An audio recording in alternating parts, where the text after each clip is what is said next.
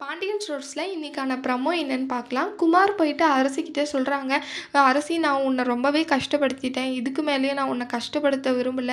நீ என் கண் எதிரிலே இருந்து நான் உன்ன நல்லா பார்த்துக்கணும்னு நெனைக்கிறேன். நீ என்ன கல்யாணம் பண்ணிக்கிறியா?" அப்படின்னு சொல்லிட்டு போயிட்டு அரசிய கேட்குறாங்க. அதுக்கு அரசி சொல்றாங்க, "இல்ல முடியவே முடியாது. என் குடும்பத்தெல்லாம் உங்க குடும்பமே சேர்ந்து எவ்வளோ கஷ்டப்படுத்துனீங்க. என்னால திரும்பியும் உன்ன கல்யாணம் பண்ணிக்கிட்டு நான் கஷ்டப்பட விரும்பல." அப்படின்னு சொல்லிட்டு அரசி சொல்றாங்க. "நீ மட்டும் என்ன கல்யாணம் பண்ணிக்கலைன்னா நான் செத்துருவேன்." அப்படின்னு சொல்லிட்டு அரசிகிட்ட சொல்றாங்க. "பரவால்ல நீ அப்படி சாகணும்னு இருந்தா போய் நீ செத்துரு." அப்படின்னு சொல்லிட்டு சொல்றாங்க. அதை கேட்டு போய் குமார் போயிட்டு விஷம் குடிச்சிடுறாங்க. சக்திவேல் ரொம்பவே பயந்துடுறாங்க. "ஐயய்யோ! என் பையன் விஷம் குடிச்சுட்டான்." அப்படின்னு சொல்லிட்டு ஹாஸ்பிட்டலுக்கு கூட்டிட்டு போயிடுறாங்க. அப்புறம் ஹாஸ்பிட்டல்ல குமார வந்து எப்படியோ காப்பாத்திடுறாங்க. ராஜு போயிட்டு அரசிகிட்ட அத சொல்றாங்க. "உனக்காக தான் குமார் இப்போ பாய்சன் குடிச்சுட்டான். அவன் இப்போ உயிருக்கே போராடிட்டு இருக்கான். ஏதோ இப்போ பொழச்சு வந்திருக்கான்." அப்படின்னு சொல்லிட்டு போயிட்டு அரசிகிட்ட சொல்றாங்க.